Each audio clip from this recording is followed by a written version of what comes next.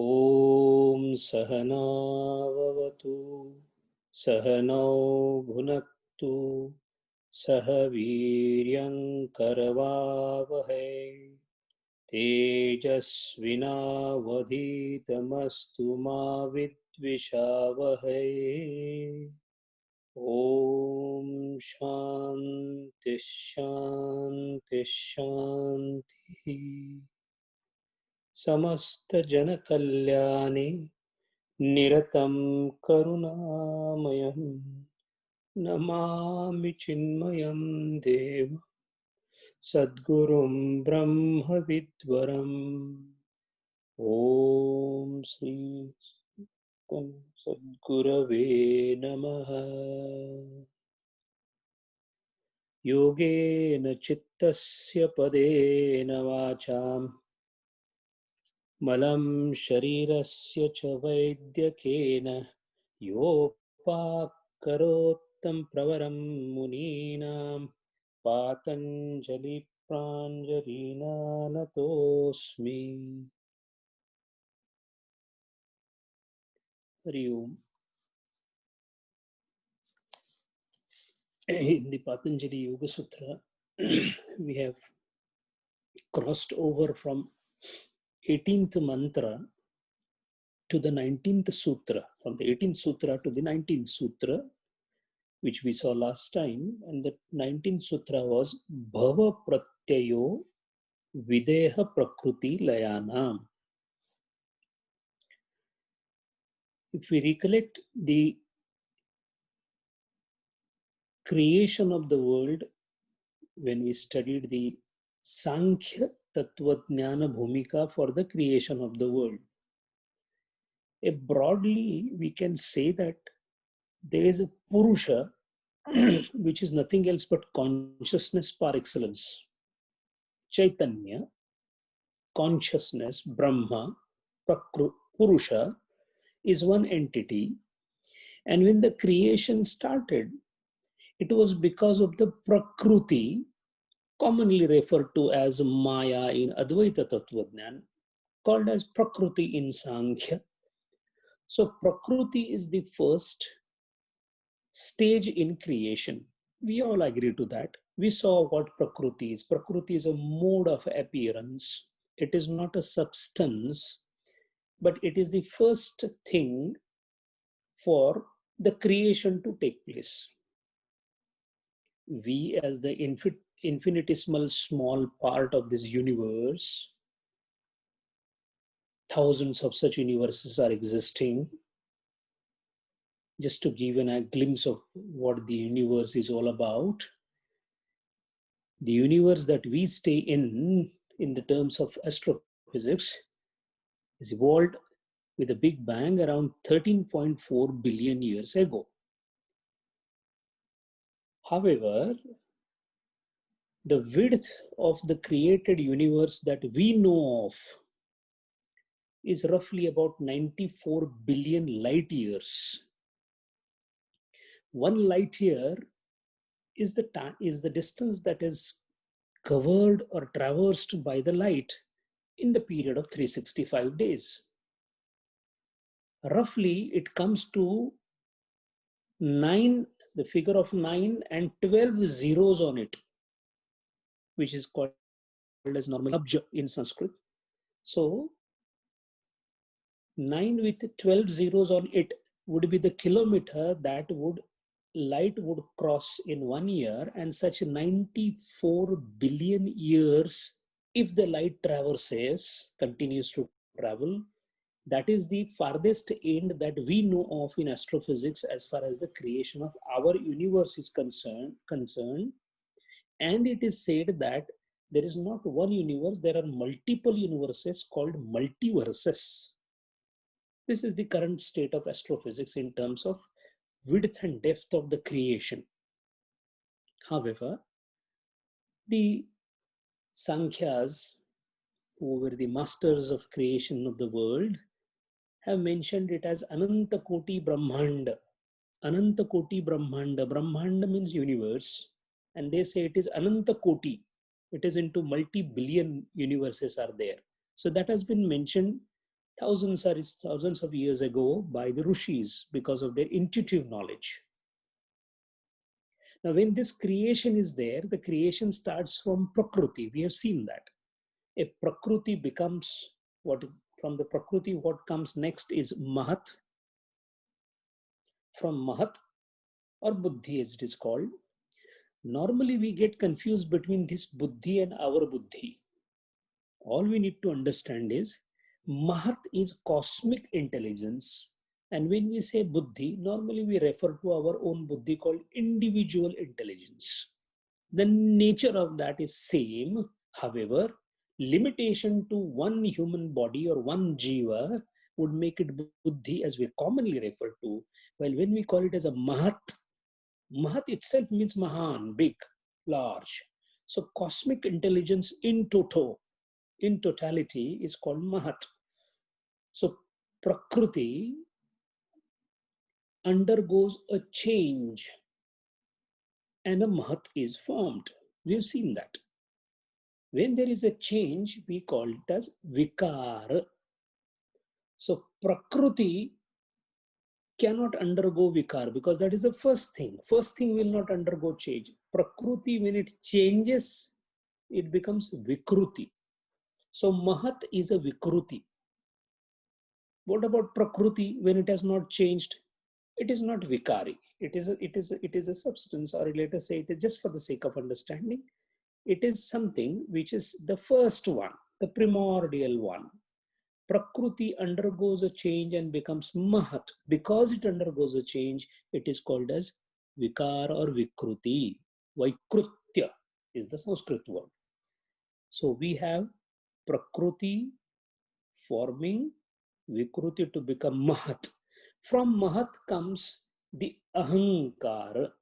Again, we have clarified earlier, necessary to clarify again, that this Ahankara is not the ego that we refer to.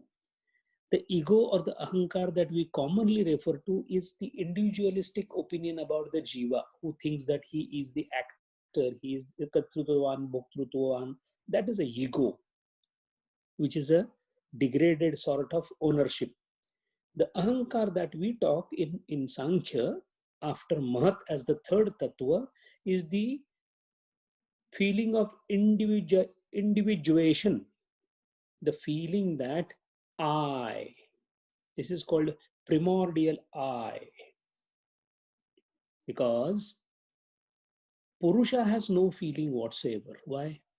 Kartrutva hina, Bhoktrutva hina. So he has nothing.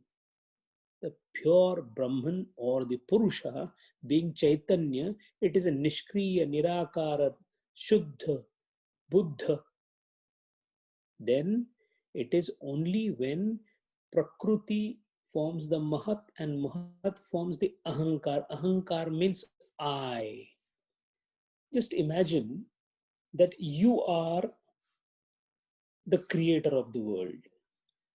Now the question is, before the creation, there is nobody called I in this world, in this universe, in this creation. After the universe is created, the feeling comes that there is a universe. When you get the feeling that there is a universe, somebody has to be there to say that there is an universe. That somebody who says there is an universe, the first one is called Ahankar or I, Shuddha Ahankar. I have got ownership of my body. So I say, when I say I am referring to my body. I positively know in my mind that I am not the table. So when I say I am referring to this body because I have a feeling that I own this body.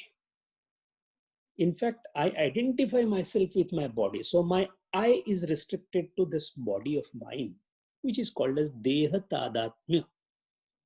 When we say I of mine is referring to the body. Now imagine the one who created the world, he must have also said I, and his body was whole creation.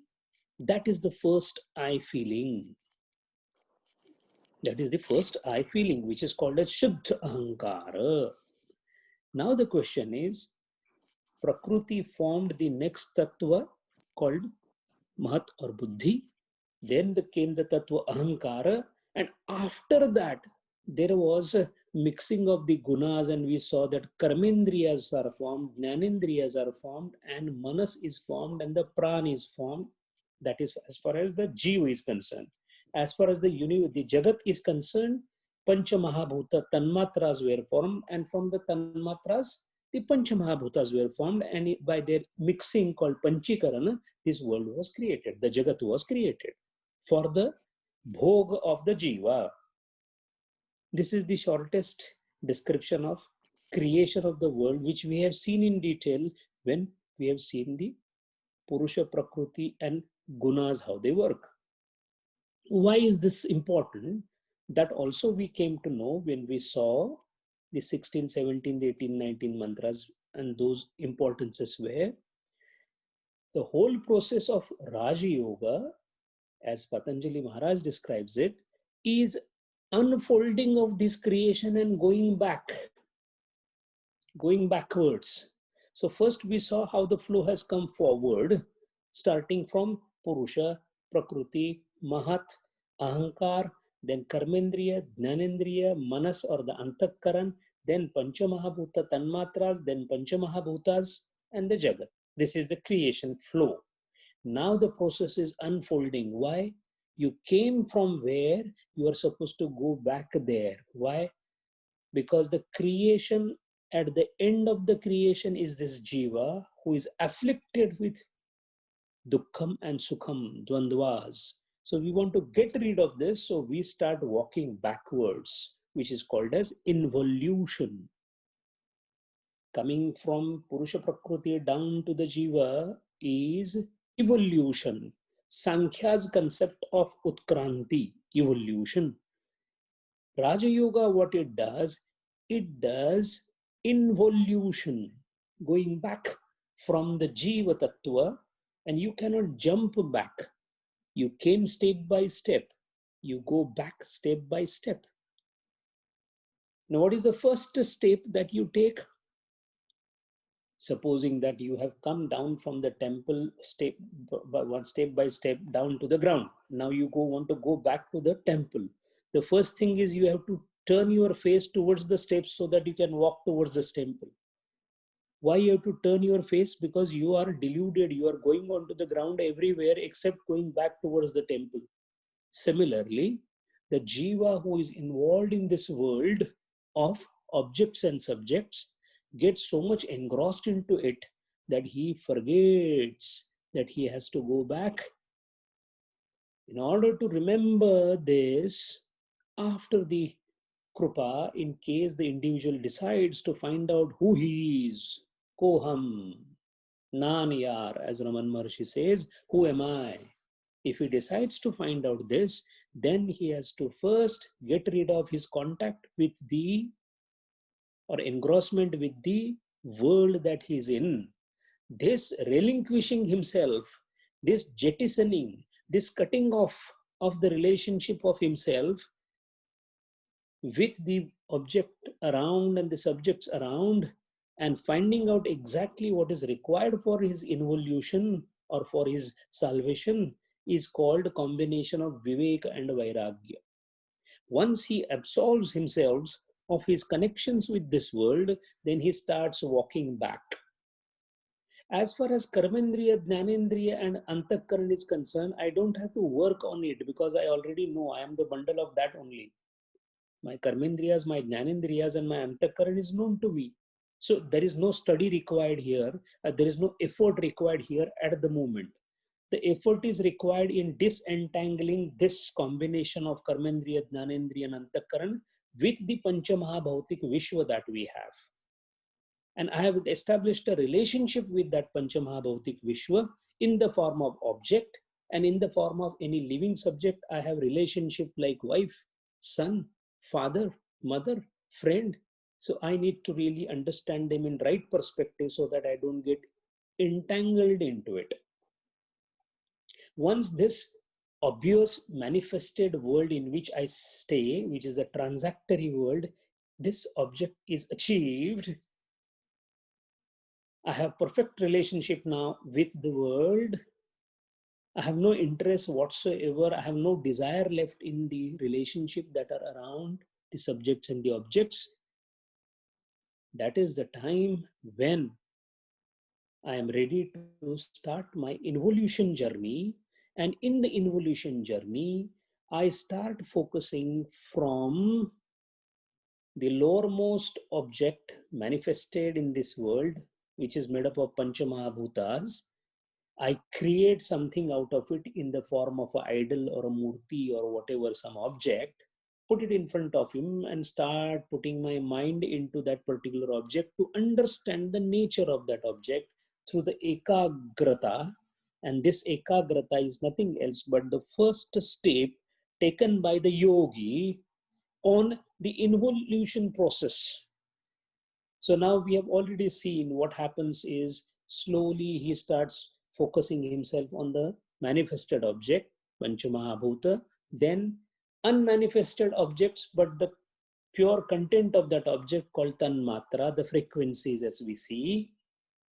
So we have focus on solid objects, Panchamahabhuta, then we have Tanmatras, then we focus on further on Buddhi, then we have the focus on Indriyas. So we go backwards, and that is how we saw there are 4 different types of stages that come as he goes into involution, and those stages were named as Savitarka, Savichara, Sa Ananda, Sa Asmita.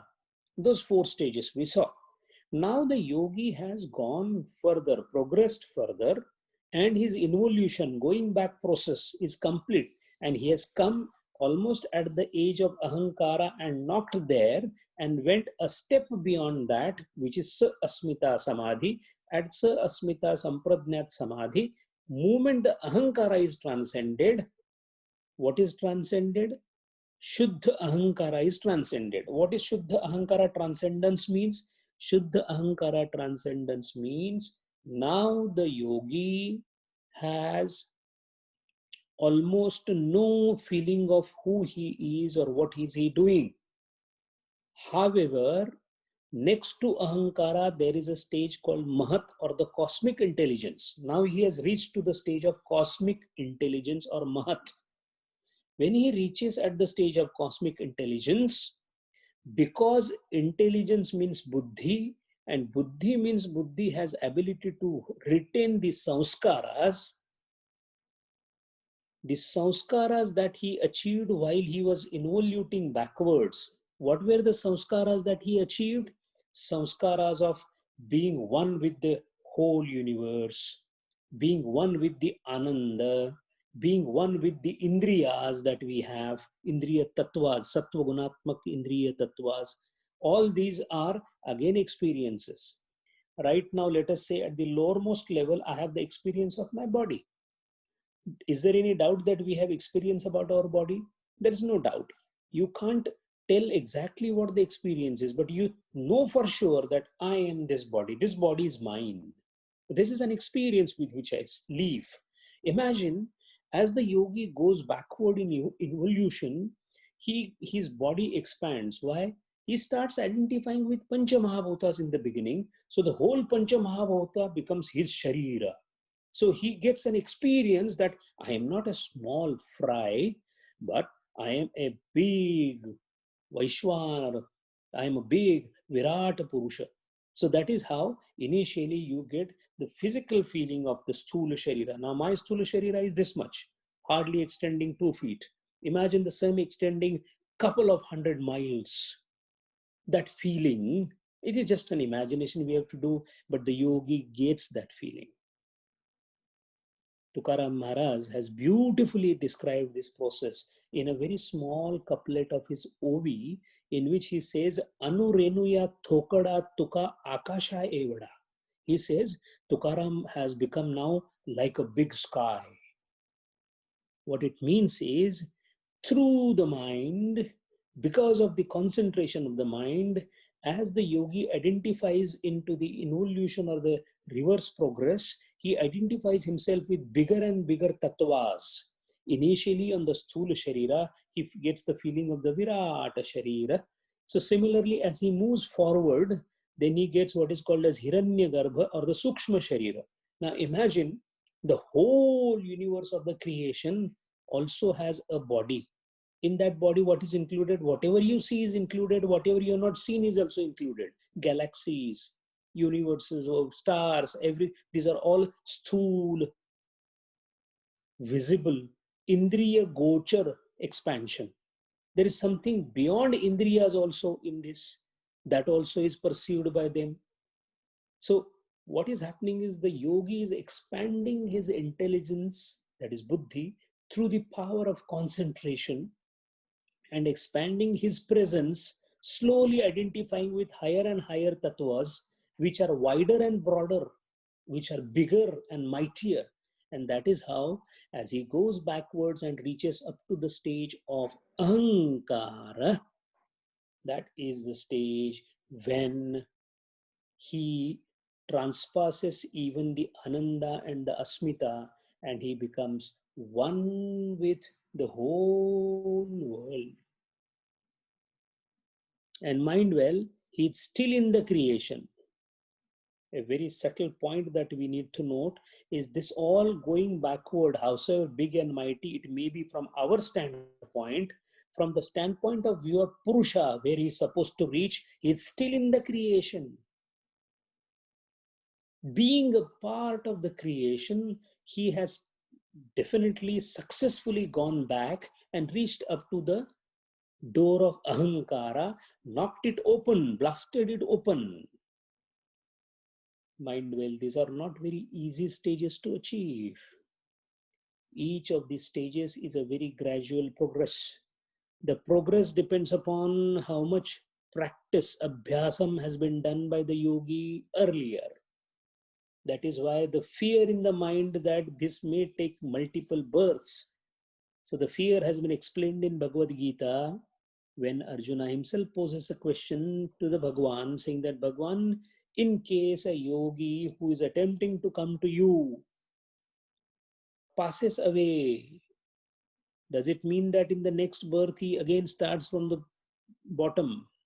And Bhagwan says, no, he will start. He is a yoga bhrashta. He will start where he has ended. That being the situation, we have a concrete proof in this matter, and the concrete proof is Swami Vivekananda. Swami Vivekananda, when he met Ramakrishna Paramahansa for the first time, that was 5th February 1882. When he met him, it was a Sunday afternoon. A slight rain had happened, evening time. He reached Ramakrishna Paramahansa with Surendranath Mitra and Ramakrishna Datta and 3-4 of his friends. And when moment Gurudev saw him, moment Thakur saw him, Ramakrishna Paramahansa saw him, he told everyone that he is a Dhyana Siddha. What is Dhyana Siddha? He said he is born with Dhyana. That means he is a Dhyani of a highest order. In his second meeting, he put him in Samadhi and got some information about Narendra. And the information which he mentioned to his other disciples was, Narendra is nothing else but he is the Rushi Nara called Narayana, Nara Rushi. He is Pratyaksha Narayana. Our own Gurudev, when he was born, in his childhood, he was forced to sit for the puja that they used to do in the house.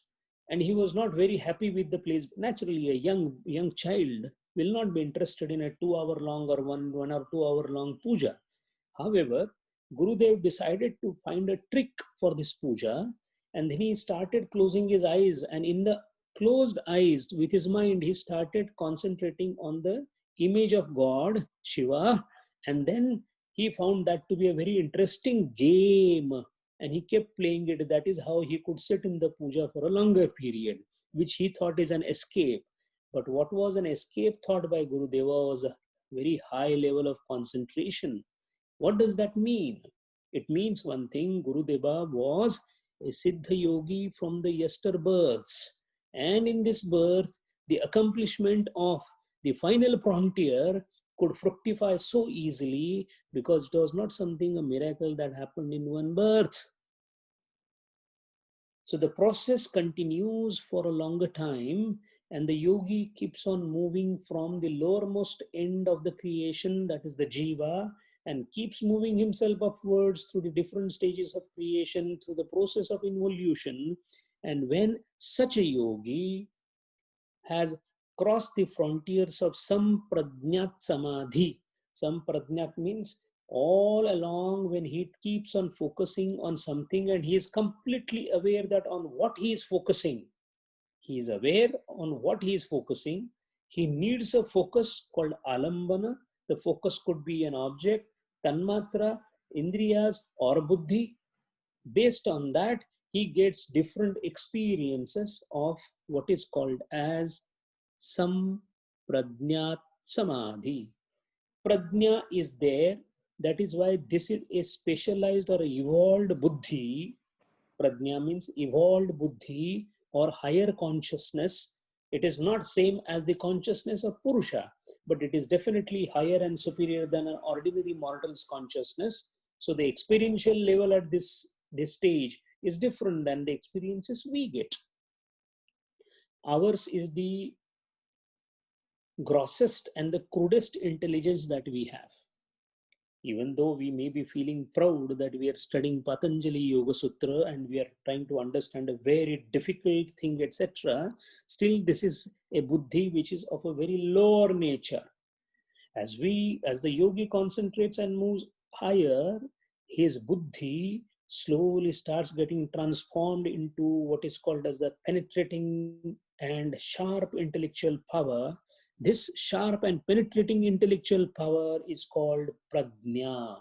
And with the help of this prajna, samprajna, he moves upwards through the stages of alambana samadhi, or focusing on something concrete, and has a feeling that I am meditating on the object of meditation through the process of meditation.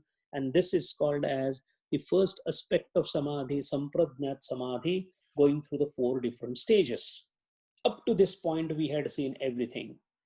Now what happens is, the one who has crossed the frontier of ahankara has now 2 more frontiers to cross. And the next 2 frontiers are, one is mahat, and the last frontier is Prakriti itself.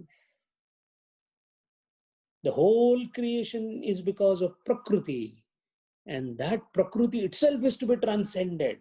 So the last 2 bastions are most difficult to cross. Now those who come up to the Mahat Tattva and somehow are not able to cross forward, they remain merged in that state. Getting merged into Buddhi Tattva or Mahat Tattva or the cosmic intelligence and remaining there, those are the people or those are the yogis who are called as Devas. So all the Devas that we talk of are there at this level. They have cosmic intelligence with them, 1. 2, they have no body with them. Why no body? Because they have already transcended the gunas. I mean, up to the point of view of ahankara. So they don't have any sthula sharira. They cannot have sthula sharira, because sthula sharira is possible only when you come down to karmendriya, jnanendriya level. That is only when you come down to post-ahankara stage. When you come down to ahankara and down, then the shariram is possible. Because they are beyond ahankara at mahat level, at that particular pratala, at that particular level, at that particular identification of himself, means his mind, he has no body. So he is a lingi. A lingi. Linga means mark, chinna, sign. So sthula sharira is a sign of my body. How do you know that I'm existing? Because you can see my sthula sharira. If I'm in a linga sharira, you will not be able to recognize me because my mark is gone.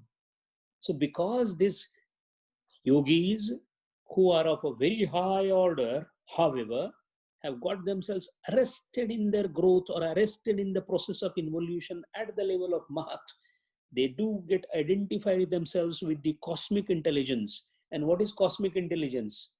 The buddhi of the whole creation, pure sattva and buddhi of the whole creation. So they are omnipotent, omniscient, whatever you call it. That is precisely what the devas are.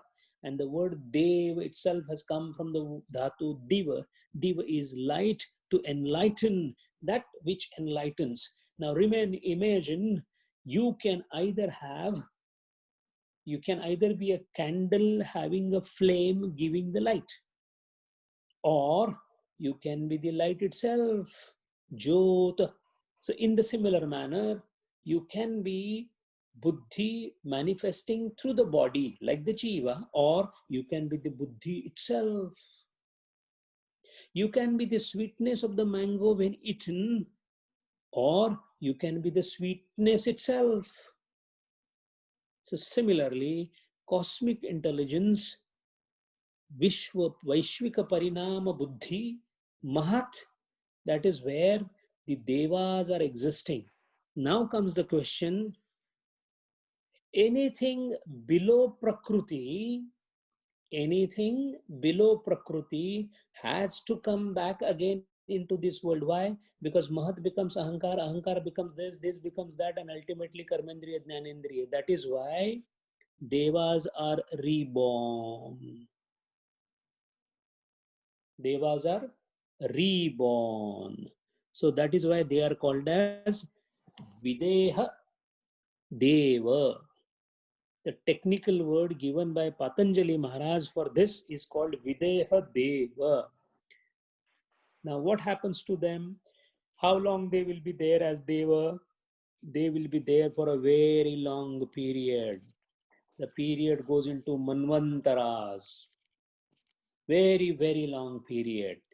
After that period is over, they shall be born again. And when they will be born again, how they will be born? As very highly evolved yogis. This time when they are born again, they again practice themselves to cross over from this Mahat Tattva forward. And then they move from Mahat Tattva to Prakruti. The first Tattva is Prakruti, and the involution back now can go up to Prakruti.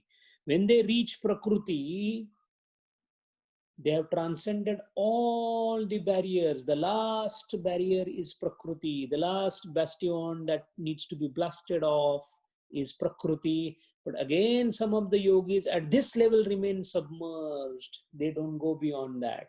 They get merged with Prakruti. They are called as Prakruti Laya Deva. Now, the difference between the Videha Deva and Prakruti Laya Deva.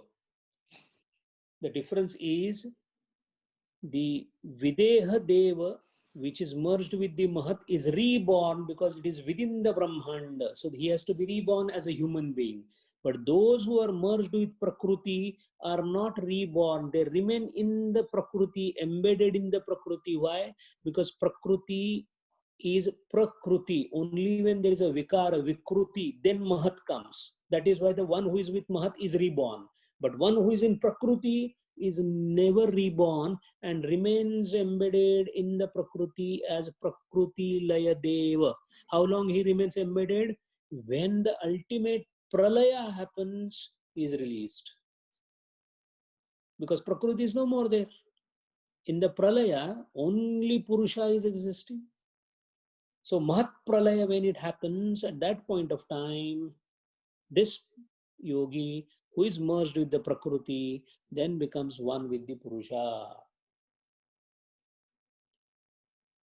Imagine those yogis who are at the stage of Mahat and Prakriti and are still working hard to cross over from Mahat to Prakriti and Prakriti to Purusha. Those are the yogis which are supposed to be a very high strength, and with that sheer dint of their strength, sheer dint of their very highly evolved concentration, they are able to cross over even the Mahat and the Prakriti, and those are the ones who have darshanam of Purusha, which is called as a Vivek Purusha Khyati or Viveka Khyati. Viveka Khyati means introduction, recognition. Those are the ones who are able to see the Purusha. It is not seeing in the form of seeing as we know, but it is something called Pashyati. Dhyanavastita tadgatena manasa Pashyanti yam yogino. This is that Pashyanti. Purusha Darshanam or Brahma Prapti. Now, this is where Bhava Pratyayo Videha Prakruti Layanam Sutra is explained. As a gist, as a nutshell, we can say a yogi moves through first stage called Sampradnyat Samadhi, having 4 subdivision. We saw that in detail. Savitirka, Savichara, Sananda, Asmita. Those 4 stages. These 4 stages of Sampradnyat Samadhi brings the yogi up to the level of Ahankara Tattva, with 2 more tattvas remaining to be surpassed. This process of surpassing next 2 are called as Asampradnyat Samadhi. And the first one amongst them is Mahat or the Buddhi Tattva. For some reason, if the yogi fails to transcend, now the question is why the yogi who has reached to the stage of Ahankara would fail to transcend the Mahat and the Prakriti? That is because of samskaras. Now, which samskaras are we talking? He is a Paravairagi. So, which samskaras we are talking? He is almost reaching to the Paravairagya.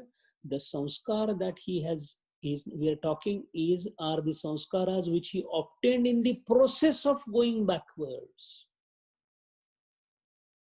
Today, if I have a samskara of I am the body, when he becomes Vaishvika Parinama body, then he also carries within his mind, in his Antakarana, the trace of he being the Mahat, he being I. That is why even though the I is dissolved, the samskara, the chinna lingers on.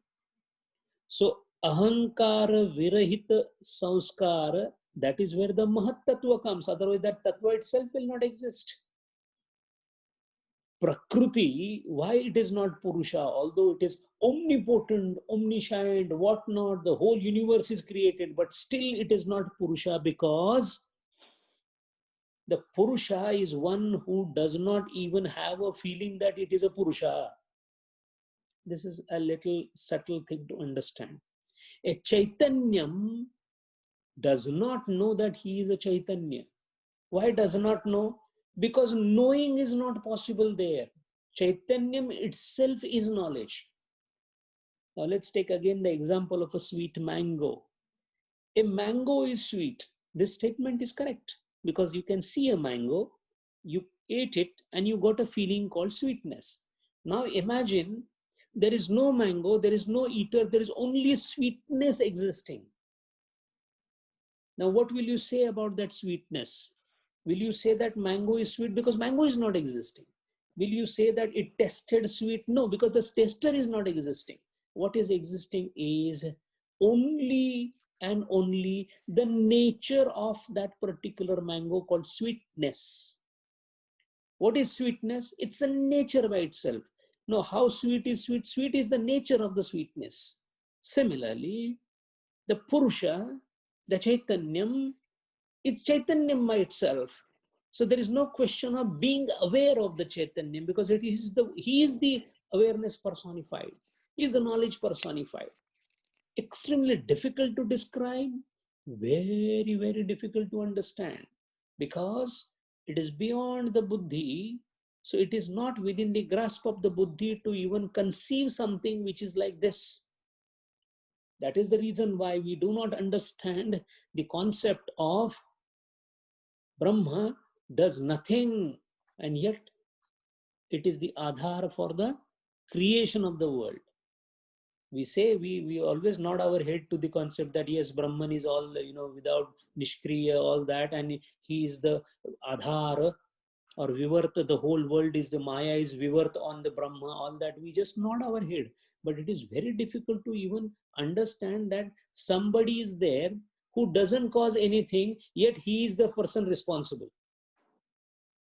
Because in our field of experience, if somebody is responsible for something, he must be the cause. And if Brahman is the cause, and yet it doesn't cause anything, how do we reconcile these contradictory statements made about Brahman or made about the Purusha?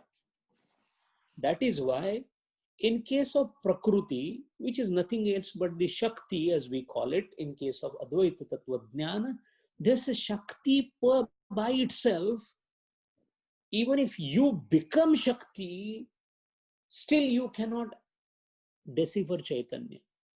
That is why the yogis who have reached to the last frontier called Prakriti or Maya, so he has become Maya. The yogi has become Prakriti. He is Prakriti Laya Deva. Mind well, his stature is not small. He is almost like Brahma Prapta. In fact, in the Bhashyam of Vachaspati Mishra, Raja Bhoj, Martanda Vritti, as well as Vyas Maharshi, the Vyas who has commented on this Patanjali Yoga Sutra, all of them are talking about these experience of these highly evolved yogis, which are Prakriti Laya and Videha Deva. Both of them are considered as very high because they have an experience of Purusha, experience like Purusha. Not the experience of Purusha, but almost similar experience, because they're almost one step away from Purusha. Yet, they're still one step away. Once this yogi, one rare yogi of very high repute, now you will understand why Gurudeva, why Swami Vivekananda are considered as great souls, because they are the ones who, in spite of getting identified themselves with this, what is called as Mahat and Prakriti, still insisted on sitting for the meditation to go to the final frontier and break the Prakriti or the last bastion. And that is why the Sutra 20 speaks about that yogi. Sutra 20 is Gurudeva's Sutra. Sutra 20 is Vivekananda's Sutra. And what is the Sutra? Shraddha, Virya, Smriti, Samadhi, Prajna, Purvaka, Itaresham. Bhava Prakriti Videha, that was the previous one. The yogis who are at the level of Mahat and at the level of Prakriti, which are called as Videha Deva, Prakriti Deva. Other than that, Itaresham, who are they? Those are the ones Shraddha, Virya, Smriti, Samadhi, Prajna, Purvakam. That means those who are attempting a Samprajnat Samadhi other than those who are into this Prakriti Laya or Mahat Laya, Videha Deva, they achieve their Samadhi of a Samprajnat type through sheer dint of Shraddha, Virya, Samadhi, Smriti, Prajna, Purvakam. Now, what are these 5 things? Shraddha, Virya, Smriti, Samadhi, Prajna. 5 things. These are the upayas or the instruments used by the yogi to pass the final frontier. Thus far, no further. Once this is done, then you are with the Purusha. You identify with the Purusha, Purusha Khyati, and that is called as Kaivalyam. Why Kaivalyam? You are one with the Purusha, and the Purusha is the only thing existing in this world. Being the only thing, he is the Kevala. Kevala is only and only, Ekameva Dvitiya. So the yogi becomes Ekameva Dvitiya. Itself means he has Purusha Khyati. Itself means he has Viveka Khyati. There are different words given for this ultimate experience. Viveka Khyati, Purusha Khyati, Kaivalya. Same thing is called as Mumukshatva or Moksha in Amaratva, Mokshatva in Advaita philosophy. In Kathopanishad, the Amaratva that is being spoken to Nachiketa is this Amaratva. Now, to understand these 5 things, because the yogi is able to resist the reduced velocity at the level of Prakriti, he uses Upaya instruments to move forward. That is why it is called as Upaya Pratyaya Asampradnyat Samadhi. Upaya Pratyaya means he is using these 5 things as his instruments to somehow go forward to break the final thing. While those who could not go beyond, they are called as Bhava Pratyaya. Bhava means to become. Now, why they are called Bhava Pratyaya? The one who is arrested at the level of Mahatva, which is called as Videha Deha, he will be reborn. Because he is reborn, getting born is called Bhava. So, these are called as Bhava Pratyaya. Videha Deva, Prakruti Laya Deva. These 2 are called as Bhava Pratyaya because they are within the creation. Only that yogi which has these 5 upayas, Shraddha, Virya, Smriti, Samadhi and Prajna, goes beyond by using these upayas. So it is called as Upaya Pratyaya Asampradnyat Samadhi. And this is the final Samadhi.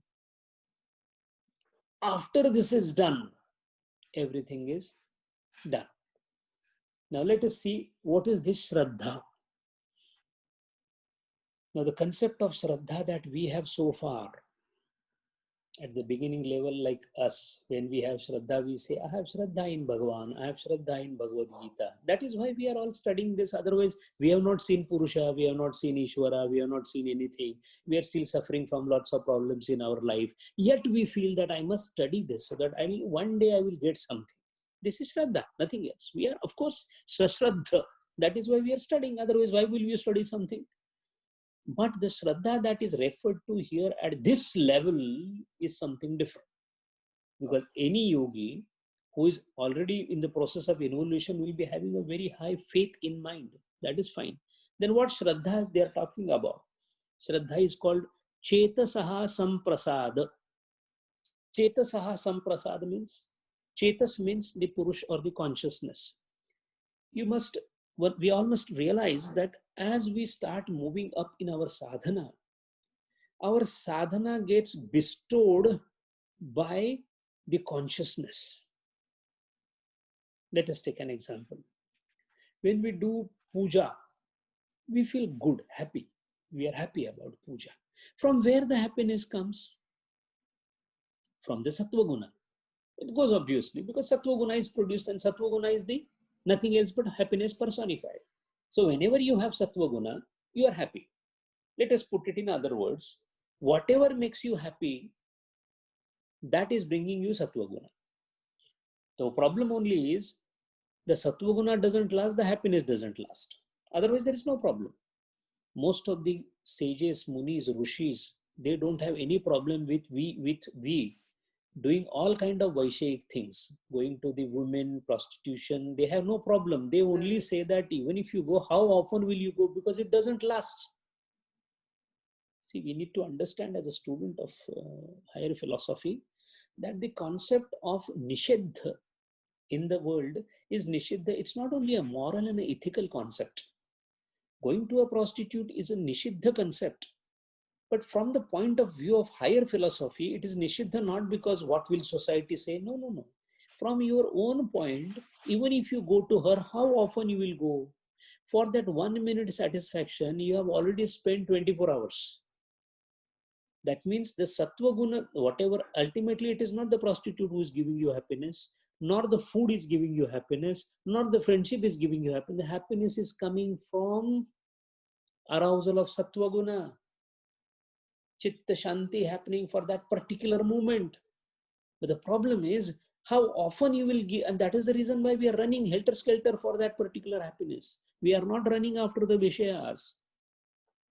We are running after that happiness that we get in those Vishayas, failing to understand that it is not the Vishaya that can give happiness. If at all it gives it, it is because of Sattva Guna, and if at all it gives, it will last only for a moment. That is why the happiness that we get is to be shunned. We want permanent happiness. For the sake of permanent happiness, as we move up, the consciousness unfolds and we start getting higher and higher happiness. That is why yogi keeps on moving forward, simply because initially it is very difficult at the first level of a sampradnat samadhi. I'm talking about the first meditation. We are not interested in meditation. We somehow sit there because Gurudev told us, but we find that it is not an enjoyable experience. Somehow we sit there.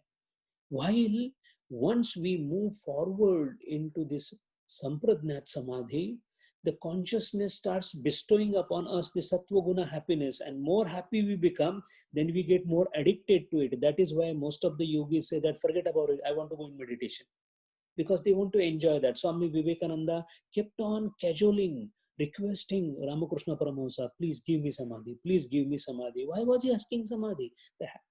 The bliss that you get, which from where it comes, the consciousness gives it. So that is chetasaha samprasada. And Shraddha here is called Chetasaha Samprasada. Because the yogi has reached up to the Prakruti level, his vastness, his happiness, everything, mind well, Prakruti is almost close to Purusha. Jiva is farthest from the Purusha. So in case of a gravitational force, we all know, farthest the thing, lesser the force. But imagine something which is coming almost close to the main planet, a main star. There will be so much of force to attract. This force which attracts the yogi, as he moves closer and closer to the Purusha, there is more and more pull from the consciousness. And this pull is also called as samprasada.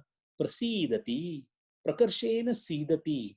That which is given with pronounced effect on you from Chetasa conscious, that is called as Shraddha. Shraddha is the passionate interest of the Chitta. Yogi at this level does not know anything. Now you will understand why Gurudeva days, whole night, he used to go on at stone somewhere on the side of Ganges and Ganga, and then he used to sit there and do what? Meditation. He used to go into nearby jungle and do what? Meditation. He used to sit in the whole night in the hut and do what? Meditation, which Tapovan Maharaj called is as a burning fire. This burning fire, the passion that Gurudeva had, came from where? Shraddha, Chetasaha Samprasada, passionate interest of Chitta. That is why this Shraddha is called as a beneficent mother. She is like a benedictory mother of a yogi, because this faith gives to the next thing what is called as a virya. Virya means utsaha, the feeling that I must. Why virya is required? Dear sir, you are passing and crossing the last boundary of salvation or kaivalya. Imagine the amount of resolve that is required. Anyway, the yogi himself is a man of resolve. Extremely tough resolve he has. Now his toughness is tested to the ultimate. That is why initially it is the Shraddha which gives the Viryam, the Utsaha. Saha Viryam Karavavahe. The prayer itself says, the Lord, give us Virya. Imagine, we all are attending, trying to understand Patanjali's Yoga Sutra, and we don't have Utsaha. How much will go inside? When there is a passion, there is a Utsaha. A drunkard, moment he is told that, yeah, there is a pub down the road, how does he react? Oh yes. What is this? Oh yes. Virya, Utsaha. Suddenly the chitta becomes full passionate about that particular thing. Similarly here, Shraddha leads to Virya. Such a Utsaha Sampanna yogi then is able to concentrate. Again, concentration is needed. The process is still not complete.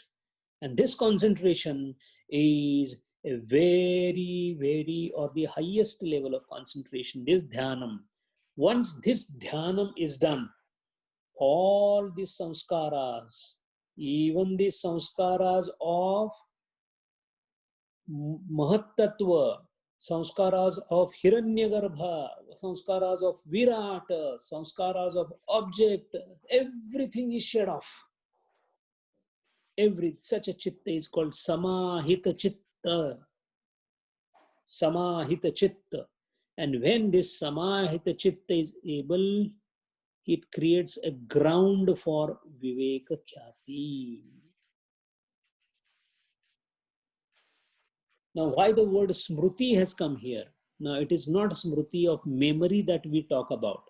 This is a Smruti, is a Dhyana, which is because of the Virya, Utsaha that the yogi has got. Dhyana, the Smruti is of what? Smruti is of the Virya that he has. That now I is already dropped. The last frontier is to be broken. So this is nothing else but dharana, dhyana, and samadhi, the antaranga sadhana of the yogi, which he does in the last frontier, because of which he is able to get for the first time intuitively what is called as a white heat of meditation by Gurudeva. First time glimpse of Purusha. I'm using the word that he is able to get intuitively glimpse of Purusha, but this is just a description. That is something which cannot be described. This is for our understanding. Under the Bodhi Vriksha, Gautam Buddha on the Vaishakha Purnima day, he got Kevala Jnana. That Jnanam he got, Bhagavan Mahavira got Kevala Jnanam. Gurudeva got it, we don't know the date because he has not mentioned it. At that point of time, that kshanam moment when the prakriti is transcended, all of a sudden, eka samaya vachede, there is purusha khyati or viveka khyati. Now imagine again the analogy of a dark cloud over a sun, and the cloud is slowly moving away, and the moment when the cloud has moved sufficiently and the sun is visible, the first glimpse of that sunlight that you get is how the first viveka khyati comes. The chitta of such a yogi is called avyakula chitta. Avyakula means there is nothing in that chitta to hold, because it is just a chitta. It is not holding anything. And a chitta that is not holding anything is as good as useless. That being useless, Swamiji calls it as suicide of mind. Shastra calls it as aman avastha.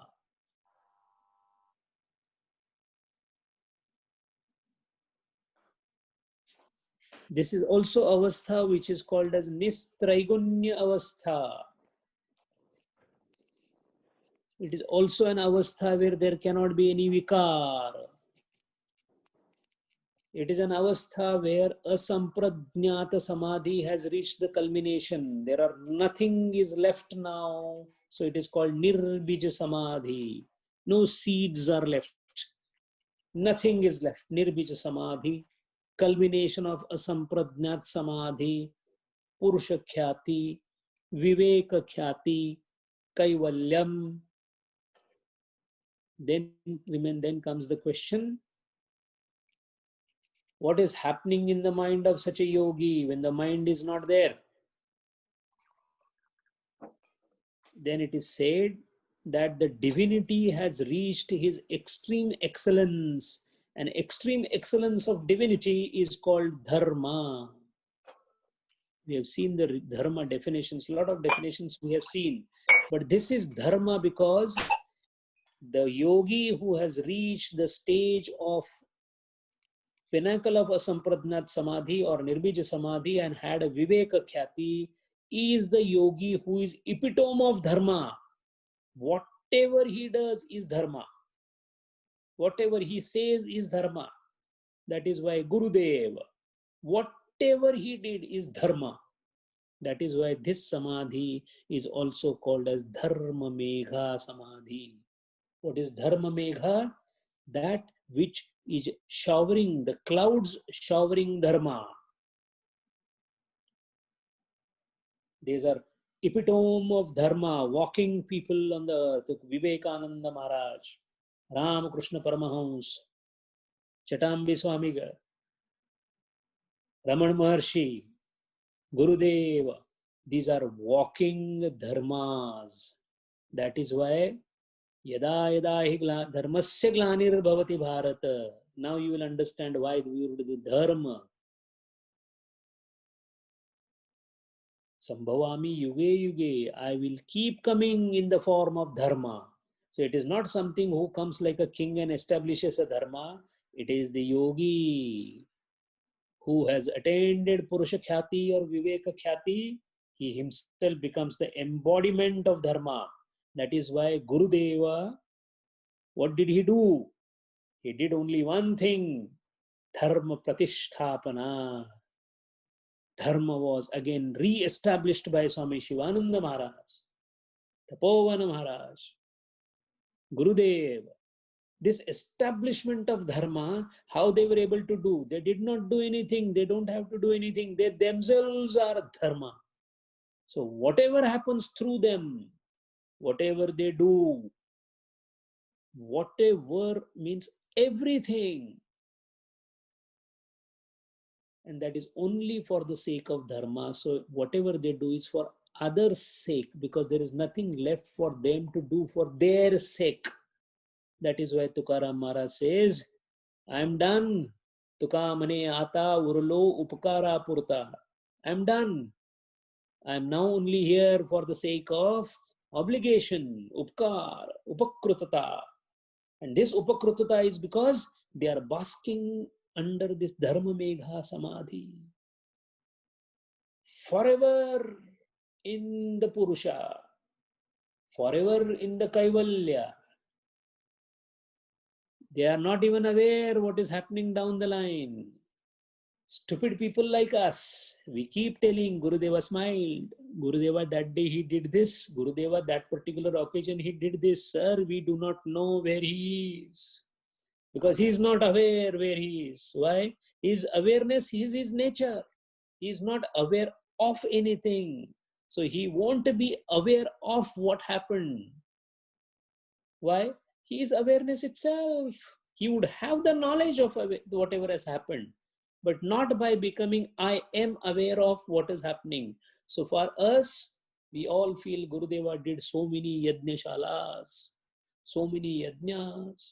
Then he did, and then somebody came and he spoke like this. In United Nations, he spoke like this. These are all our interpretation. We are too small a fry to interpret people or yogi of the stature of Gurudeva. Because Gurudeva stands at Dharma Megha Samadhi, Purusha Khyati. They don't have to do anything. In fact, they don't know what they are doing. Why? Everything is done with atomization. It keeps on. Divine will is working through the body. People or the yogi of Gurudeva's stature, they look at their body as an instrument of expression of God. Why? They are God personified. And calling them God would also maybe slightly referring them as inferior person, because we saw that Videha Deva and Prakriti Laya Deva are also inferior to the yogi who has reached to the Purusha Khyati level. Now you will understand, we all should understand that in Puranas, moment the yogi was or some Rishi was sitting for meditation, Indra used to feel scared. Why? Indra का आसन डगमगाने लगा. His throne started shaking. Indra. Why? Because he knew that this gentleman who is doing the meditation, he's going to cross me because I am at what? Prakruti level. I am at Videha Deva level. He is beyond Devas. Yasya anta na viduhu sura suragana. Sura and suragana. Sura means Deva. Yasya anta na viduhu. Those gods do not know, sir, where Gurudev is sitting. Yasya anta na viduh sura suragana. Devaya tasmai namaha. Gods propitiate the Rishis. Gods propitiate the Rishis. And that is why, if the Rishis are so great, if the Munis or the Rishis who reach to the stage of Kaivalya are so great, then how great that Rishi must be who helps others to come up. He is the ultimate sign of greatness, and he is called Sadguru. Why Guru Tattva or Sadguru is considered highest of the highest is because not that he has reached Dharma Megha Samadhi or Kaivalyam or Purusha Khyati, but he is even humble enough, compassionate enough to uplift appropriate disciple who is struggling at the level of Prakriti or Mahat or Ahankara. Now we know how and where Tapovan Maharaj is. We have immense respect of Gurudeva without understanding who he is. Imagine the amount of respect Gurudeva must be having by fully knowing what Tapovan Maharaj is. That is respect personified. In fact, a Sat Shishya, for him, Sadguru is father, mother, God, everything rolled into one, because they know through what difficulty Sadguru pulls a Sat Shishya. And that is what the process happened in Uttar Kashi in those 2-3 years, the details of which we do not know. And the details of that are not subject to discussion openly.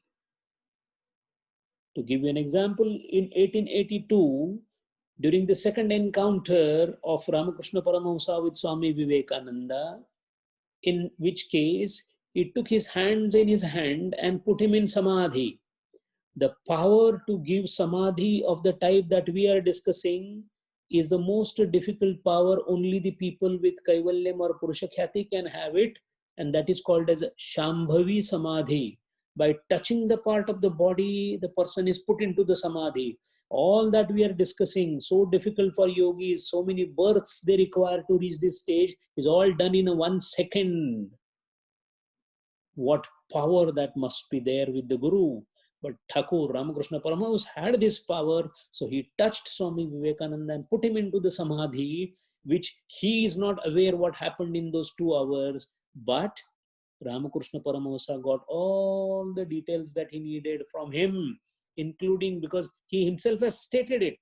He asked him who you are, from where you come, and then he concluded that he is nothing else but reincarnation of Narayana in the form of Nara. These are Ramakrishna Paramahamsa's word. Now the question is that if this is the kind of the situation that the Sadguru can do, they are the masters of the world. They are not masters of the world. They are beyond master of the world. They are beyond Ishvara. They are beyond Sura. They are beyond Suraganas. They are beyond Devas. That is the final stage of what is called as Purusha Khyati. Now there is a slight issue here for the yogi. One who reaches that stage and gets the glimpse of Purusha or Purusha Khyati, it doesn't last there. He again comes back. So this sun ray that he saw after separation of the clouds, that glimpse of Purusha again gets obliterated. In order to it to remain forever, he has to keep trying the Samadhi forward. So this is called as the Viveka Khyati that he gets in the beginning is like coming and going. So he keeps on trying himself so that it becomes established. And that establishment is called Sarvatha Viveka Khyati. Sarvatha Viveka Khyati. How that happens? And is it always necessary that one has to go through all this arduous exercise, or is there any alternate for this? It appears to be a very tedious process. Should I be going through the tedious process, or is there any alternate? A yogi asks Patanjali Maharaj, and then he gives a further answer to that. So what a yogi does to remain established in Viveka, Khyati, or Purusha Darshanam, and what is that alternate? That alternate is called Ishvara. But concept of Ishvara in Yoga Shastra is different than the concept of Ishvara we have in our mind. We have in our mind Ishvara as the creator, the Niyamak Tattva, the central coordinator, administrator of this world. That concept is not there in Yoga Shastra. Although Sankhyas have no Ishvara, Yoga has Ishvara, but this Ishvara is different than the concept of Ishvara that we have in our mind. So we need to clearly distinguish and find out precisely what is the concept of Ishvara in Yoga Shastra, which will be the subject of subsequent discussions that we will be having. And that is the time we will see the further progress. Hari Om. Om Purnamadah Purnamidam Purnat Purnam Udachyate Purnasya Purnamadaya Purnameva Vashishyate. Om Shanti Shanti Shanti. Hari Om Shri Gurubhyo Namaha. Hari Om.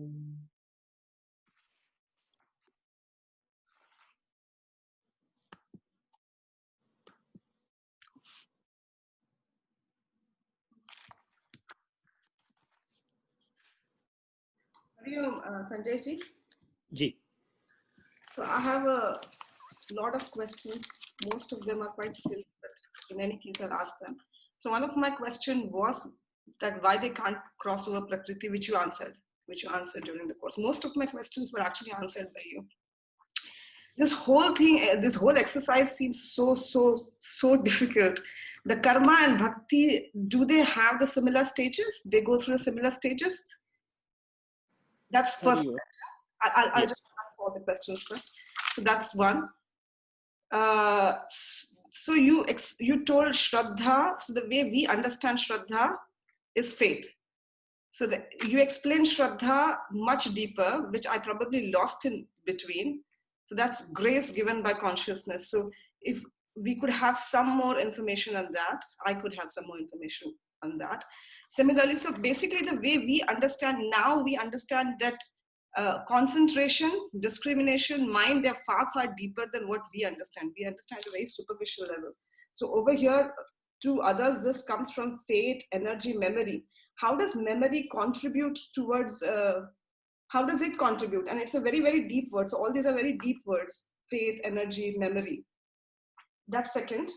Third question is, yeah, that's I've already covered. I lost completely Dharma, Medha, Samadhi. And then, so we talk about people like Swami Vivekananda, Swami Gurudev, Swami Shivananda, understand. Where are people like Mahatma Gandhi? Where are people who are scientists like Einstein, Newton? Where are they? Prabhupada, where are these guys? Which stages are they in? Then which stage was Swami Tapovan Maharaj in? And if they've all reached that stage of Purusha, then they all have to behave identical, is my understanding. Why does a person like Tapovan Maharaj doesn't want to, he didn't want to come out and preach the way, I'm reading Swami Shivananda and Prabhupada now. The enormous amount of work they have done, I mean, we talk about, they do so much of work. Why is Tapovan Maharaj not doing it? Why is he at a different stage? And Gurudev, Shivananda, these guys do enormous amount of work. They all have to act similar. So if you see Jesus Christ, Muhammad, whoever, historically they've all worked towards uplifting the communities, which some of them have not done. Why is there difference between these people and the other lot? That's one. I lost completely Vivek Khyati as well. And a very, very stupid question or silly question is, how do you identify the present day Sadhgurus, whoever is there? I mean, there's so many right now as well. Is there anyone who is there, like Gurudev or Swami Shivananda? Is there anyone who we can identify? Hari Om. The first thing is, we are right now studying Raja Yoga, Bhakti Yoga, Karma Yoga, and Jnana Yoga. All of them, the instruments differ, the process is same. I will just give an example of Bhakti Yoga so that we will come very close to it. In Bhakti Yoga, the Bhakta doesn't try to study anything what we are studying. So what he is doing is, he is not taking this instrument of study and then moving forward. If a person wants to reach a destination, one is he can take a graph, a cartograph, and just have the mapping and proper GPS and then start walking and then see where he has reached, what is the meridian, and then he can reach there. The another person doesn't have GPS, doesn't have anything. All he does is he keeps on asking one guide that, am I okay? Shall I keep walking? Shall I keep walking? And then he also reaches. The second one which I said is Bhakti Marga. The guide there is Lord Krishna or Rama, whatever your Ishta Devata is there. What he does is, imagine in Bhakti, what the Bhakta is doing is, he is slowly forgetting his own consciousness or ego or ahankara, and he is doing ahankara laya into the Ishtamurti. Mere to Giridhar Gopal dusaro na koi. This concept is only on a oral level or intellectual level for us. If you work very deeply into it, and we do have experience of it, I will give you an example. You are a mother. Whenever you look after your child, especially when the child was infant, there was absolutely no concern, no even knowledge that what is happening to you. Because you were so focused on the child that, oh, did he sleep? Did he get the milk? Did he? In that did he, MI is lost. It's a very crude example, of course, but it is an example where you only had a very superficial feeling that I am mother, I am body. Rest, everything was dedicated to the child. A bhakta does the same thing and then takes it forward in such a manner that the consciousness that I am slowly dissolves into the deity that he is worshipping and goes to an extent where he forgets himself. Ramakrishna Paramahamsa, he forgotten himself. There was a very heated discussion right in 1883 between whom Ramakrishna Paramahamsa and Vivekananda very rarely spoke in good terms with each other. There was a lot of fight. The fight was only on one thing. Because of Raja Yoga, Swami Vivekananda said, Ishwar Tishwar. This is not my word. This is word of Swami Vivekananda. He used to say, Ishwar Tishwar kuch nahi. There's no God. Of course, he was not saying just blindly. He used to give reference to Sankhya Tattvajnana. And Ramakrishna Paramahamsa used to go to Kali Mata and said, Ki Narendra is saying like this. I'm getting confused. What should I do? And the Kali Ma used to say, no, don't believe in him. I'm there. And then he used to come back and tell Narendra, how can you say God is not there? I speak to her. And then Vivekananda used to say, no, that is your mental derangement. See, this is a beautiful dialogue that we must remember. There's somebody who went through Bhakti Yoga and achieved everything, including Jnana Yoga and Raja Yoga. Because he used to be always in Samadhi. How a Bhakta was in Samadhi? Ramakrishna Paramahamsa was a Bhakta. And how he was in Samadhi? Because all these things merge as we move forward. This is having a torch in the hand and complete light is falling on the path, is illuminated and you reach Raja Yoga. A Bhakti Yoga, the illumination comes at the end as he marches forward. That illumination is called Prema. The Bhakti gets converted into Prema Rasa. When Prema happens, then you don't have to do anything. It is God's duty to look after you. Why? Because you have become bhakta. Bhakta means what? You are not vibhakta, so you don't have your own presence. Because your presence is in the Lord, Lord has to come and take care of you, including Yogakshemam Vahamyam. That is how when Mira, the most beautiful lady of the time, when she went out being a Rajakanya, on the roads right from Mathura to Dwarka, nothing untoward happened. Why? God was with her. This is called Bhakta Samrakshana. Bhakta, once the Bhakta, all I know is I have given him to myself to you. So process-wise, Karma Yogi, process-wise, because Karma Yoga also, instrument is different. Maktabe fikr alag hai, mansab ek hi hai. The goal is same. So that is why as they come closer to the goal, they merge. Have you heard of the word Jnanottar Bhakti? A Jnani gets Bhakti after Jnana. A Bhakta gets Jnana after Bhakti. What is that? It means all of them ultimately come at one place only. So that is as far as different yogas are concerned. Now, because we are studying Yoga Shastra, we have to go through all these details. And it might sound difficult, but that's a Shastra. That's one way. If you are studying Karma Bhakti Yoga, I will not be talking anything like this. All I'll be talking is about devoting yourself to the God. Then there are, of course, Bhakti Shastra has got certain principles, etc., but they are completely different. And they're easier for us to understand. But mind well, Bhakti may appear easy to do, at the same time it is equally difficult. In Marathi, Tukaram Maharaj himself has said that Bhakti is sulavarchi podi. It's not an easy bread to eat. So all of them have their difficulties into it. Depends on what kind of propensity you have. What is your Swabhava and Swadharma? A Raja Yogi will never be interested in Bhakti. Why? His mental bent, Swabhava, Swadharma is for that. How did that Swabhava came? Because he practiced it earlier. Vivekananda, he became a Bhakta Jnanottar. Prior to that, meditation within minutes he used to sit. That's why he was called Dhyana Siddha by Ramakrishna Paramhans.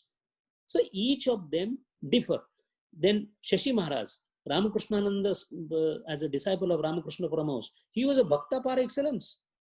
So each person is made differently because of the propensities that he has, which is called as Swabhava or Swadharma. The Smriti word used here is not in the form of memory. The technique of Smriti is same. What is Smriti? Remembering the past. That is Smriti. Fine. What is the past when all the sanskaras are gone? What is the past the yogi has? He has only one Smriti, and that is what? Smriti of Kaivalya Darshanam. So he has. Otherwise, if you don't have Smriti, how will you work for something?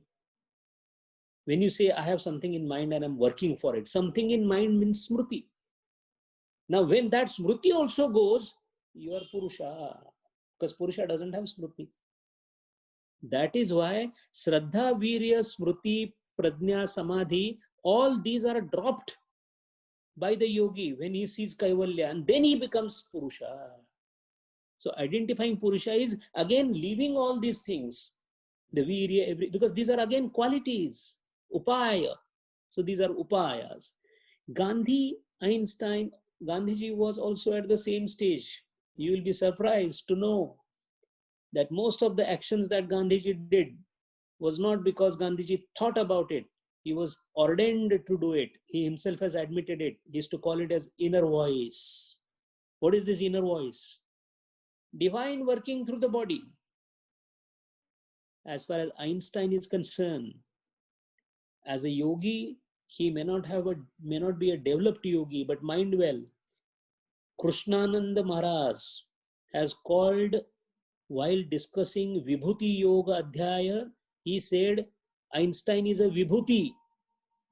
And what is Vibhuti? Vibhuti means that is where Bhagavan Sri Krishna said, I exist in Vibhutis. So the intellect with which Einstein worked was nothing else but the expression of the same mighty consciousness coming through the small body called Einstein. So to that extent, yes.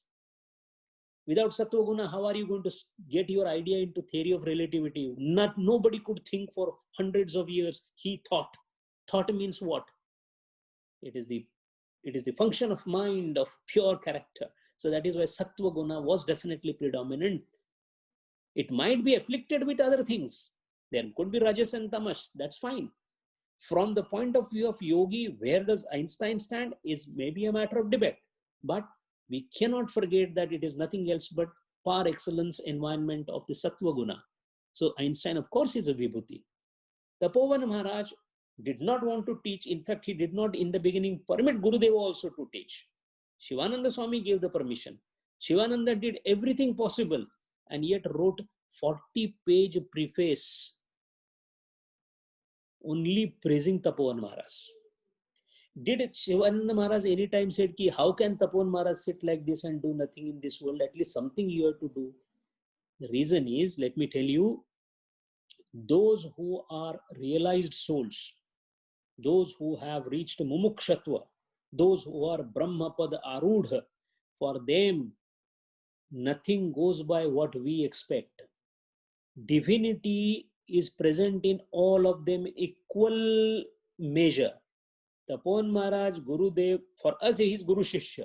But now there are no more Guru Shishya. Tapovan Maharaj, Gurudev, Swami Vivekananda, Ramakrishna Paramahansa, Raman Maharshi, all are at same level.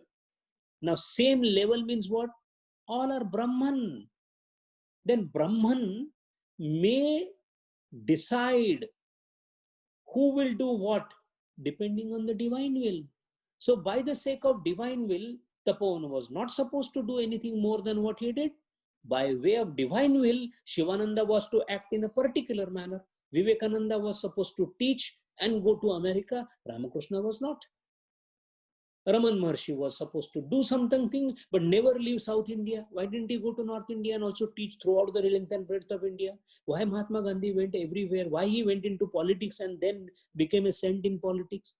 All these are what is called as a divine wisdom, divine will, which are very difficult to fathom at our Santa Buddhi level. So that is the reason why Bhagavan Sri Krishna is explaining Arjuna, how do I work? Please understand. All that has happened is happening, has already happened. I have already killed the warriors. Now that sounds so stupid to us. There is an enemy standing in front. You are yet to start I have come to you basically with a basic question. Should I kill them or not? And you say, I have already killed them. Nimitra matra bhava. We read that adhyaya, but have we ever thought that how this is possible? How is it that everything has already happened? That means there is something stopping me from understanding it, because I don't have that buddhi to understand. That is why if a child asks a question that why my uncle doesn't stay with my father, because they are brothers, to understand that you have to grow up and become grown up, then you understand that no, after growing up, two brothers do not stay together. That is because the buddhi level at that particular level. Now if you increase your buddhi, prajna, you will understand. That is why every further concentration unfolds the relationship. That is the reason why Krishnananda Swami always says, you do not know how to interact with this world. There is a way of interacting. You don't understand it. Why? Because you are not evolved. That's called evolution. And as far as identification of Sadguru is concerned, it's very simple. You shall identify a Sadguru to the extent you are a Sat Shishya. If I am a Sat Shishya of 1% character, you will identify a Sadguru of 1% type. What it means is, if you are really evolved, Gurudeva was really evolved. Where did he go? Straight to Shivananda Maharaj. Why not anybody else? Destiny brings them together.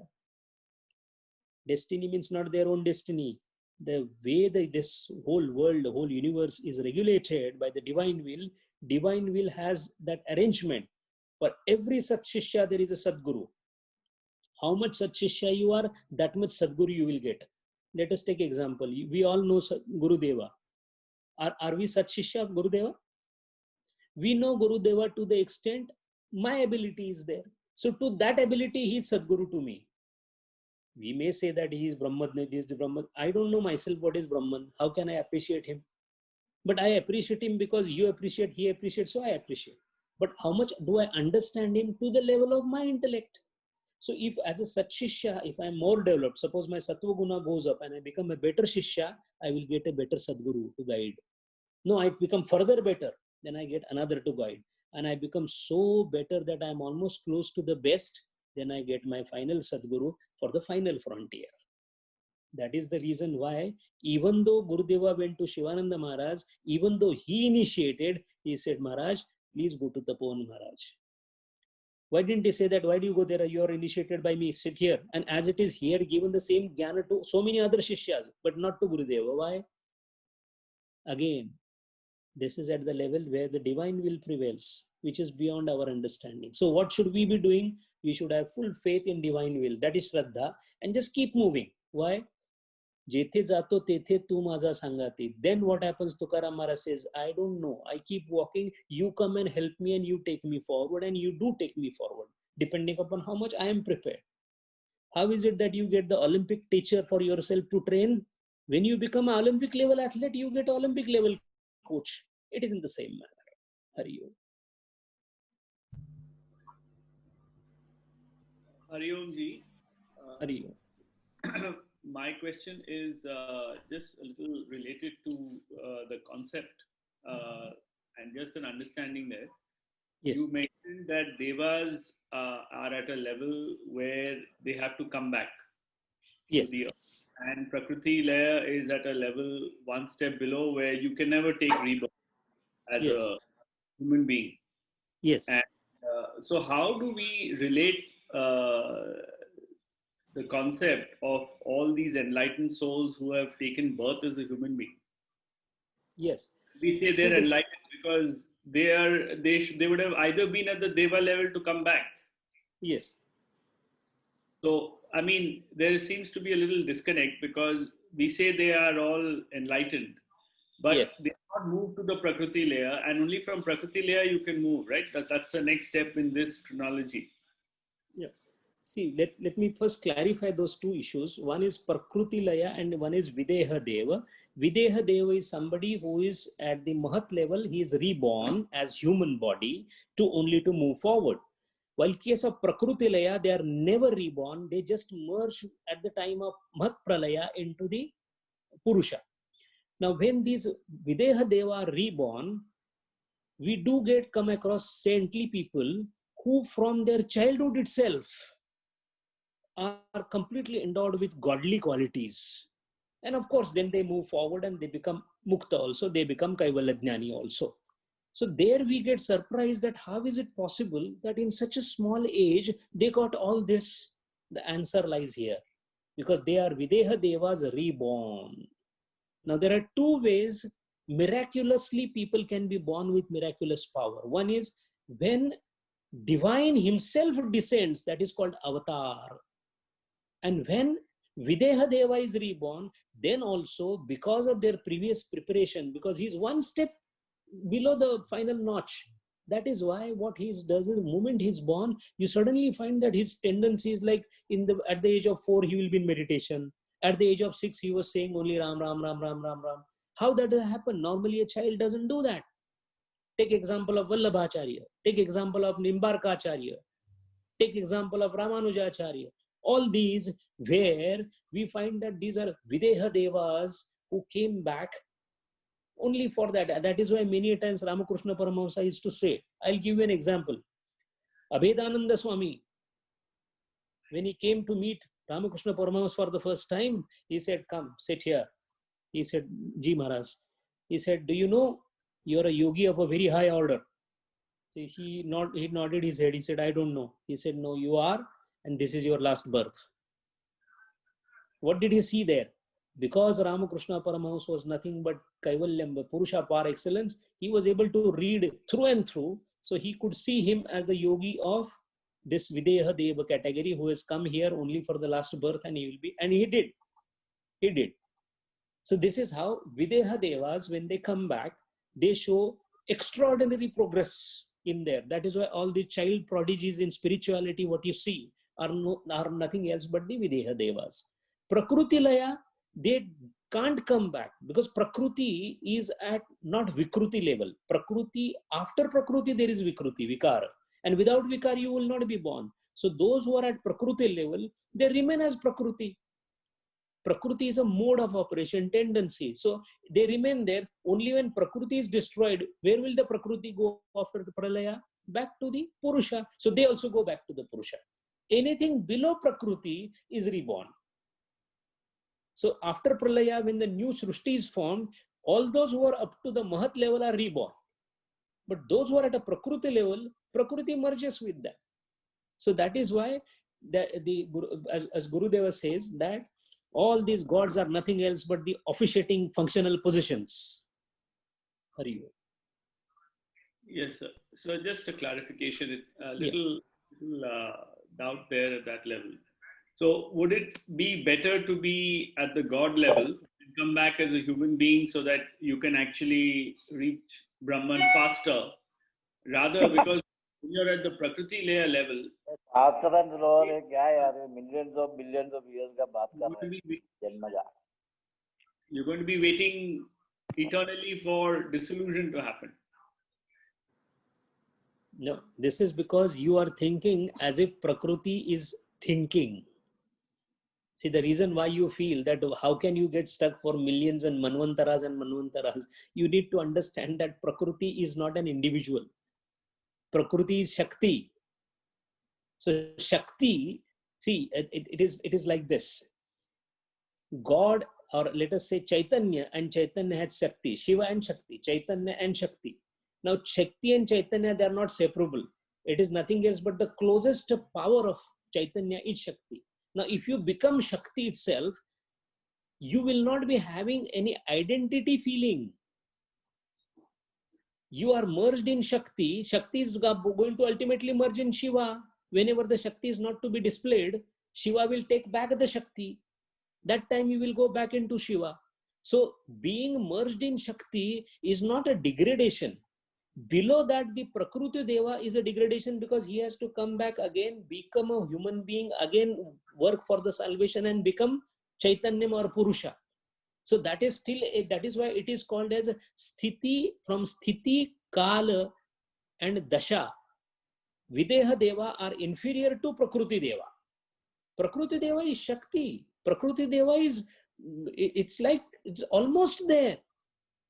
That's why Prakriti, this thinking what you're doing is as if there is somebody sitting at the Prakriti and waiting. No, it's not like that. Merging with Prakriti means becoming Shakti. You become Shakti. But you still not attained Kaivalya. Yeah. Pardon? But you have still not attained Kaivalya. Yeah, it is not still Kaivalya because what has happened? What is Prakriti? It is an evolute of Purusha. It is still not Purusha. Our aim is very simple. Yoga's aim is Kaivalyam, Purusha Khyati. That is the end. Till then, there is no stopping. So even if you are almost small 1 inch hair's breadth close, still you are not there. So you have to be there. And when will you go there? When the Shakti is taken back by the Shiva. Then why don't you do one thing? Why don't you do some effort so that you don't wait? There's no question of waiting because you have become Shakti now. Shakti doesn't wait. Shakti is there or it is not there. It is there when the Kaivalyam or the Purusha wants it, and it is not there when Purusha takes it back. When Shiva decides that I shall be, that's it. There is no Shakti around. When he decides I shall be many, Ekoham Bahusyam, Shakti will be thrown out first. That Shakti is called Maya in our Advaita, and that is called as Prakriti in Sankhya Tattva Jnana. It is the same. For example, let us say you are a person, human being, and you have power also with you. Your hand has a power. Suppose somebody becomes your power. That is still not you. But power is so close to you because you can be seen as a part of that power only. All fine. But this power is rested in you. That is the small, minutest difference. That is why it is called Kaivalya Eva Saha. Kaivalya Eva. There is a word in Bhashya Shastra, in the Bhashya of Vyasamuni, which says that this is almost like Kaivalya. Almost. The word almost is there because one step is there. Which in case of Prakriti Laya, no need to come back because you have already crossed the Brahmanda. Why somebody who has crossed the Brahmanda will come back in Brahmanda? From there you go forward, no? You don't come backward again. You can't come down even if you wish because there is no wish left in any case. That is why Prakriti Laya Deva merges later on at the time of Pralaya and goes back. While those who are at the Videha Deva level, they are in Brahmanda, so they have to come back. That is why it is called as Bhava Pratyaya. Hari. Dilip ji, Manish ji have some questions. Yeah, I have one question. Hari Om, Sanjay ji, you have some time for no problem. taking... No Okay. problem. No problem. Well, what I could find out from here is that some of the invocation prayers which we make have got deeper meaning, and they are the nectars of this sacred books, you can say. And the other one I want to ask you this: in Kathopanishad, there is a sloka called Paranjikhani Vrdhana Swayambhu. This has got any relationship with this Shraddha Virya? Or no, not Shraddha Virya, because Shraddha Virya, as it is at a level when there is no question of Paranjikhani is talking about the Indriyas. Indriyas being always outward, they are condemned to look outwards, is the meaning of that shloka. Paranjikhani Vitrunat Swayambhu. But that is at a very lower level. For example, our Indriyas are all looking outwards for the subject, Vishaya. That is called Paranjikhani. The yogi at Shraddha Virya level is already Paravairagya. He is almost at the top of the Vairagya. So there's no question of his Indriyas, because he has already transcended Indriyas through Asmita Samadhi. Indriyas are gone back. Panchamahabhutas are gone back. Ahankara is gone back. This is a struggle or the battle we are talking of some other level frontier. In fact, even trying at Asmita level or even at Ananda level, he is more than a god for us, because to reach that level is also not easy. That is why there are so many of them continuously trying to evolve forward and waiting for the grace of God. Those who wait for the grace of God, that is called as other way. As I said in the end of the speech, is there any other way? That other way is Ishwara Paridhana Dva. That is the next sutra that we are going to study. Either you go through all this on your sheer own dint, and it is possible. For example, the guru of Ramakrishna Paramahansa, Totapuri Maharaj, never believed in anything like this. He just went through the way what we discussed. And so much so that he used to walk through the streets and all that as if nothing is existing, because nothing existed for him. He was so much established into it. That's why he said, God, what is God? What is Ishvara? What is this Kali Mata? What is this? He did not go to any temple for 40 years. It is a very surprising thing that the Shishya, Ramakrishna Paramahansa, taught him what is Sagan Puja. And then he started crying with tears flowing from his... That is a later development. But almost for 40 years, he did have Kaivalyam. He did have Purusha Khyati, but going only through this particular marga. Is there any other marga? Yes, there is another marga that is called Ishwara Paridhanat Va. That is one sutra that we are going to see. Only 3 words. Ishwar Pranidhanat Va. 3 words, only 3 words. There are 30-40 lectures delivered only on this one sutra. It is so much packed with the meaning. So far, this process is what a Raja Yogi normally adopts. And everybody in these different stages is pujaniya and vandaniya for us, because it's not an easy stage to achieve. Even to have vairagyam, even a normal vairagyam, at the ekendriya vairagya also, vyatirika also, ekagra vairagya also. These are very difficult type of vairagyas to achieve. So we have to always be humble and always prostrating to all these big souls, great souls. And why?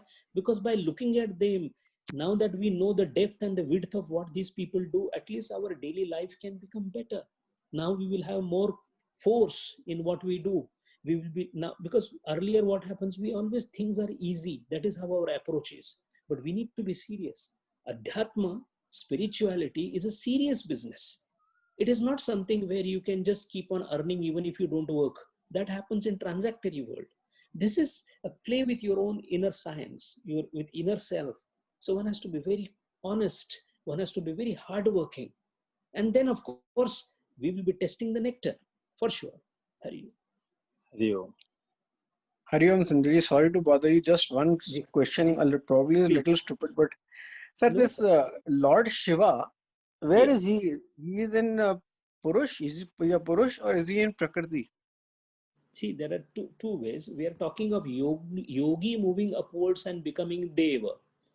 But also, the Purusha, because of his divine will, has, because he has created everything, he also creates powers in the created world so that the created world can be managed. So all the destruction, because it is a creation, the creation has to be created, the creation has to be maintained, and the creation has to be destroyed. Because there are three essential elements of creation, the divine will creates also three tattvas. Now the question is, when we say tattva, is it not logical for us to say that anything that is created, there must be creation, there must be maintenance, and there must be dissolution? Now, if this is there, then who does this? The Purusha, right? But he himself doesn't do it. He does it through Maya or through Prakriti. That is also we know. Now, the question is, for a better understanding, we call this particular regulating principle, we call it by a name. So the creating principle we call Brahma, the maintaining principle we call Vishnu, and the destructing principle we call Shiva. So now what has happened? The principle operating has been given some name. Now only name if you give, it doesn't satisfy us, because we are ultimately, when you praise Brahma or Purusha, you can't praise because it doesn't have shape, doesn't have nothing. It is Nirguna Nirakar. But we want to praise, we want to adore, we want to worship. What do? Then these regulating principles, powerful principles, which are given name, are also given some shape, are also given some story, katha. And then through that, our Shraddha and Bhakti is developed. Your faith is developed. So then destructing principles become Shiva. Shiva becomes then those so and so, the matted hair, because destruction means there has to be ash everywhere. All those. And over a period, it got developed. 1, 2, the yogis who were contemplating and moving upwards, they saw these principles in a different light. So when they came down, they gave us this idea that, Shiva looks like this, and we started following it. Otherwise, tomorrow, me and you also can create one Shiva. Nobody will follow it. Theirs is followed because it is a divine inspiration. Ours is human inspiration. That is why when we say Shiva, Vishnu, these are cumulative, collective principles that are deified for our understanding. The Deva that we are talking in yoga is a human being who became a yogi, started moving upwards, and reached a stage where he had the same powers described for Deva, so he's called Deva. Hari Om. Hari Om, thank you.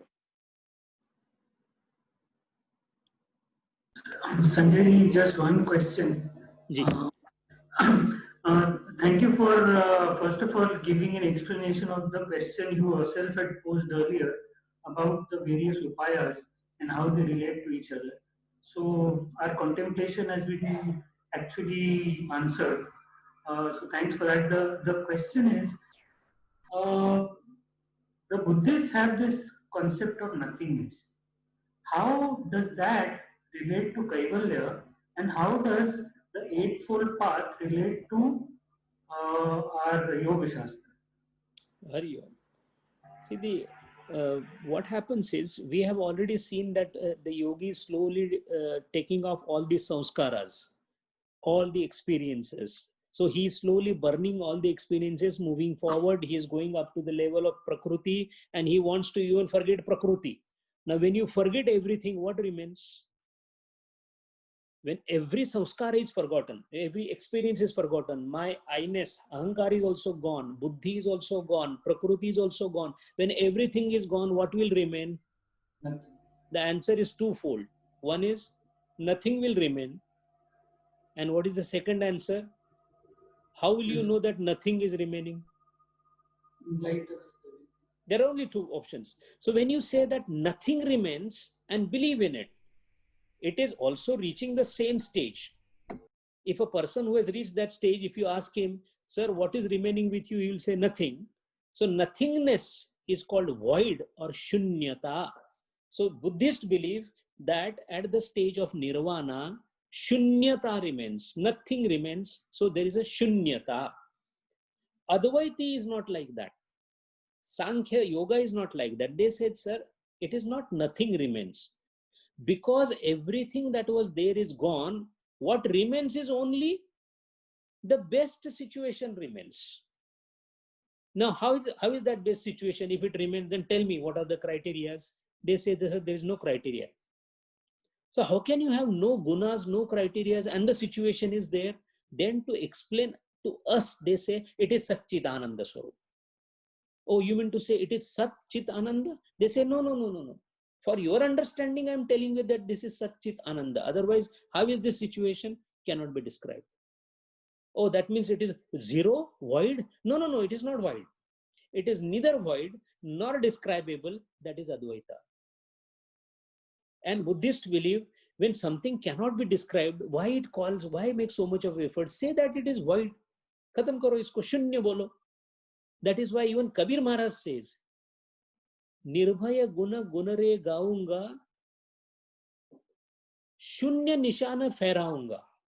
Shunya nishan. Shunya nishan means where no experience, no experiencer, no process of experience, 18th adhyay.